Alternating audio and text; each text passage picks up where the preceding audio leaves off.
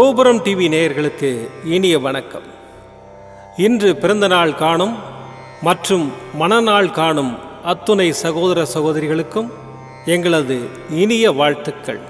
பாபாவின் ஆசிகளோடு பல்லாண்டு காலம் நீங்கள் எல்லா வளங்களும் செல்வங்களும் பெற்று நலமுடன் வாழ வாழ்த்துகிறோம். பாபா அழைக்கிறார். அவரின் பொன்மொழிகளை கேட்பதற்காக, நம் பிரச்சனைகளை தீர்த்து வைக்கும் அற்புதமான கூட்டு பிரார்த்தனை செய்வதற்காக, மேலும் மனம் ஒருநிலைப்படவும் மனம் அமைதி பெறவும் அற்புதமான தியானம் செய்யவும் பாபா அழைக்கிறார். பாபா நம் கரங்களை பிடித்து அழைத்துச் சென்று அற்புதம் நிகழ்த்தவிருக்கிறார். வாருங்கள், பாபாவின் பொன்மொழிகளை தரிசனம் செய்வோம். அன்பு குழந்தையே, நீ வேண்டிய பிரார்த்தனை இன்னும் நிறைவேறவில்லை என்ற ஆதங்கத்தில் என்னிடம் கோபமாக ஏதேதோ பேசுகின்றாய். தாய்க்கு எத்தனை குழந்தைகள் இருந்தாலும் எல்லோரும் சமம்தான். நான் உன் தாய் அல்லவா? நான் பொறுக்கி எடுத்த வைரங்களில் நீயும் அடக்கம். நான் இல்லாமல் நீ எப்படி தனித்து ஒரு நொடியும் இருக்க முடியாதோ, அப்படித்தான் உன்னை பிரிந்தும் என்னால் ஒரு நொடியும் தனித்திருக்க முடியாது. உனது வேண்டுதல்கள் கண்டிப்பாக நிறைவேற்றப்படும். அதற்கான காலம் கைகூடி வந்துவிட்டது. அமைதியாக இரு. உன் அனைத்து காரியங்களையும் நானே முன்னின்று நடத்துவேன். இது சத்தியம். என்மேல் நம்பிக்கை கொண்டு பயமற்றவனாக இரு. துவக்கமும் முடிவும் இல்லாதவன் நான். நீ செய்த பாவங்கள் அனைத்தும் நான் அறிவேன். இப்பிறவியில் நீ எப்படி செயல்படுவாய், இனி வரும் பிறவியில் எப்படி இருப்பாய் என்பதையும் நான் அறிவேன். எனது பிள்ளைகள் கவலைப்படும் போது அதை நான் நிவர்த்தி செய்வது எனது கடமை. பொறுத்திருந்து இனி நடக்கப் போவதை பார். உன் கோபமெல்லாம் மறைந்து போய் என்னை கொண்டாடப் போகின்றாய். உன் அப்பா உன்னுடன் தான் இருக்கிறேன். எதற்கும் கலங்காதே. உன் அப்பா சாய் இருக்கிறேன். ஓம் சாய்ராம். பாபாவின் அற்புதமான பொன்மொழிகளை தரிசனம் செய்தோம். அடுத்த நிகழ்வு கூட்டு பிரார்த்தனை. நம் மனநலன் சார்ந்த பிரச்சனைகளுக்காகவும், உடல் நலன் சார்ந்த பிரச்சனைகளுக்காகவும் மற்றும் நம் அனைத்து விதமான பிரச்சனைகளுக்காகவும் சாய்நாதரிடம் கூட்டு பிரார்த்தனை செய்வோம். வாருங்கள், இந்த அற்புதமான கூட்டு பிரார்த்தனையை செய்வோம். பிரார்த்தனாஷ்டகம். 8 பிரார்த்தனைகள். சாந்தமான மனம் கொண்ட சாயிநாதரே, அறிவின் சிகரமே, அன்புள்ளம் கொண்டவரே, கருணை கடலே, உண்மையின் இருப்பிடமே, மாயை என்னும் இருளை அகற்றுபவரே, ஜாதி மத பேதங்களுக்கு அப்பாற்பட்டவரே, எங்களின் புரிந்து கொள்ளும் திறமைக்கு அப்பாற்பட்டவரே, அன்பின் இருப்பிடமே, ஷீரடி வாழ் இறைவனே, என்னை காப்பாற்றும், என்னை காப்பாற்றும். ஞான சூரியனே, ஞானத்தை வழங்குபவரே, பக்தர்களின் மனங்களில் உலவிடும் பரமஹம்சரே, அனைத்து நன்மைகளுக்கும் காரணமானவரே, தங்களை சரணடைந்தவரை காப்பவரே, படைக்கும் தொழில் புரியும் பிரம்மாவும் காக்கும் கடவுளான விஷ்ணுவும் நீங்களே. 3 உலகங்களையும் யுகங்கள் முடிவில் தன்னுள் ஐக்கியமாக்கிக் கொள்ளும் ருத்திரனும் தாங்களே. நீங்கள் இல்லாத இடம் இந்த பூமியில் ஏது? எல்லாம் அறிந்த இறைவன் நீங்கள். எங்கள் எல்லோரின் இதயங்களிலும் வசிப்பவரும் நீங்களே. எனது எல்லா குற்றங்களையும் மன்னிக்க வேண்டும் என்று வேண்டி கேட்டுக்கொள்ளுகின்றேன். அலை அலையாய் தொடர்ந்து வரும் சந்தேகங்களையும் மனமயக்கங்களையும் போக்குவீராக. நீங்கள் கோமாதா, நான் பிறந்த இளங்கன்று. நீங்கள் சந்திரன், நான் சந்திரகாந்த கல். தங்கள் பாதங்கள் கங்கை நதி. பணிவுடன் இந்த தாசன் உங்கள் பாதங்களில் தலை வணங்குகிறேன். உங்கள் கைகளை என் தலைமீது வைத்து ஆசை கூறுங்கள். என் கவலைகளும் துன்பங்களும் பறந்தோடட்டும். இந்த கணு தங்களின் தாசன். இந்த 8 துதிகளையும் கூறி நான் உங்களை சாஷ்டாங்கமாக நமஸ்கரிக்கின்றேன். எனது பாவங்கள், துன்பங்கள் மற்றும் ஏழ்மை நிலை இவை யாவும் உடனடியாக விலகி ஓடட்டும். ஓம் சாய்ராம். ஓம் சாய்ராம். ஓம் சாய்ராம். அற்புதமாக கூட்டு பிரார்த்தனை செய்தோம். பாபா நம்முடைய கோரிக்கையை ஏற்று நிச்சயமாக நமக்கு அற்புதங்களை செய்வார் என்பது சத்தியம். இனி கண்களை மூடி பாபாவை மனதில் நிறுத்தி பாபாவின் அற்புதமான சக்தி வாய்ந்த மந்திரத்தை அனுபவிப்போம். दशरथ पुत्राय विद्महे सीता वल्लभाय धीमहि तन्नो राम प्रचोदयात्. दशरथ पुत्राय विद्महे सीता वल्लभाय धीमहि तन्नो राम प्रचोदयात्. दशरथ पुत्राय विद्महे सीता वल्लभाय धीमहि तन्नो राम प्रचोदयात्. दशरथ पुत्राय विद्महे सीता वल्लभाय धीमहि तन्नो राम प्रचोदयात्. दशरथ पुत्राय विद्महे सीता वल्लभाय धीमहि तन्नो राम प्रचोदयात्. दशरथ पुत्राय विद्महे सीता वल्लभाय धीमहि तन्नो राम प्रचोदयात्. दशरथ पुत्राय विद्महे सीता वल्लभाय धीमहि तन्नो राम प्रचोदयात्. दशरथ पुत्राय विद्महे सीता वल्लभाय धीमहि तन्नो राम प्रचोदयात्.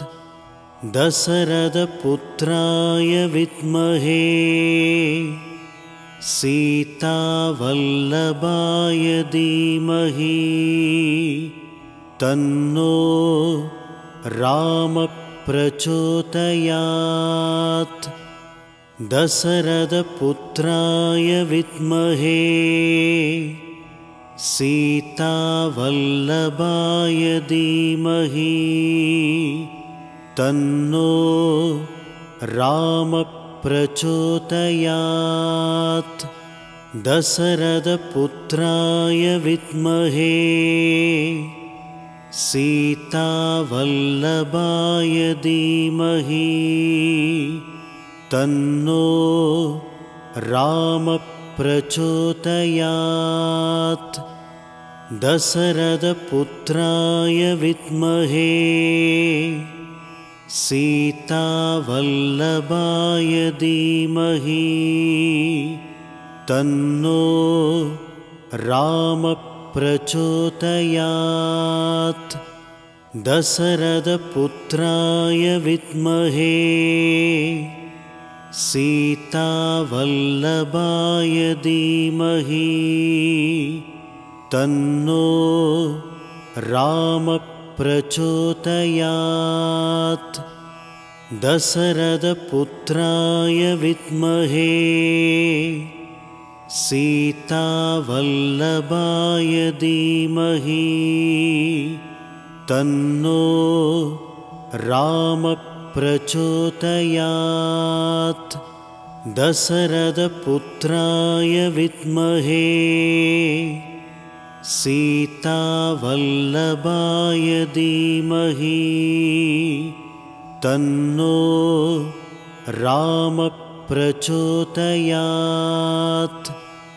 दशरथ पुत्राय विद्महे सीता वल्लभाय धीमहि तन्नो राम प्रचोदयात् दशरथपुत्राय विद्महे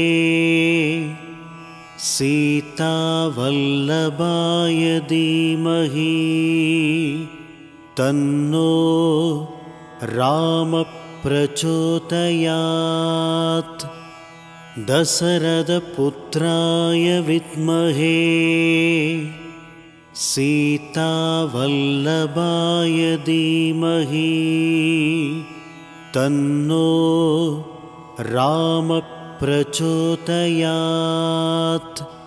दशरथपुत्राय विद्महे सीतावल्लभाय धीमहि तन्नो रामः प्रचोदयात् दशरथपुत्राय विद्महे सीतावल्लभाय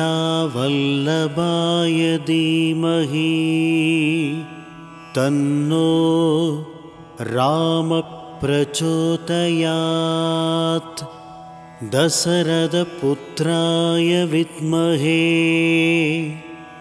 सीतावल्लभाय धीमहि तन्नो रामः प्रचोदयात्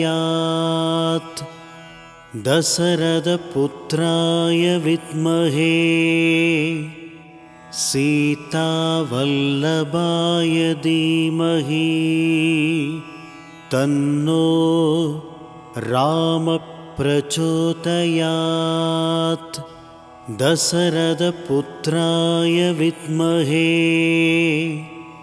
सीतावल्लभाय धीमहि तन्नो रामः प्रचोदयात् दशरथपुत्राय विद्महे सीतावल्लभाय धीमहि तन्नो रामः प्रचोदयात् दशरथपुत्राय विद्महे सीतावल्लभाय धीमहि तन्नो रामः प्रचोदयात् दशरथपुत्राय विद्महे सीतावल्लभाय धीमहि तन्नो रामः प्रचोदयात् दशरथपुत्राय विद्महे सीतावल्लभाय धीमहि तन्नो रामः प्रचोदयात् दशरथपुत्राय विद्महे सीतावल्लभाय धीमहि तन्नो रामः प्रचोदयात् दशरथपुत्राय विद्महे सीतावल्लभाय धीमहि तन्नो रामः प्रचोदयात् दशरथपुत्राय विद्महे सीतावल्लभाय धीमहि तन्नो रामः प्रचोदयात् दशरथपुत्राय विद्महे सीतावल्लभाय धीमहि तन्नो रामः प्रचोदयात् दशरथपुत्राय विद्महे सीतावल्लभाय धीमहि तन्नो रामः प्रचोदयात् दशरथपुत्राय विद्महे सीतावल्लभाय धीमहि तन्नो रामप्रचोदयात् दशरथपुत्राय विद्महे सीतावल्लभाय धीमहि तन्नो रामप्रचोदयात्.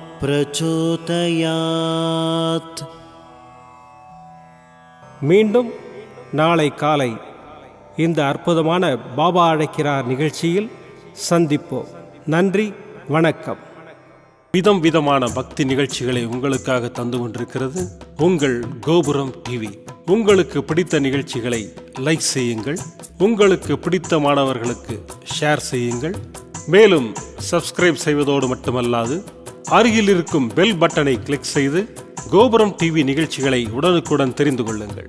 மற்றும் ஒரு மகிழ்ச்சியான செய்தி, கோபுரம் டிவி ஆப்பை கூகுள் பிளே ஸ்டோரில் ஃப்ரீ டவுன்லோட் செய்து கோபுரம் டிவி நிகழ்ச்சிகளை தொடர்ந்து கண்டுகளியுங்கள், பாருங்கள், ரசியுங்கள், பரவசமடையுங்கள். gopuramtv.com. பக்தி பக்திமயம்.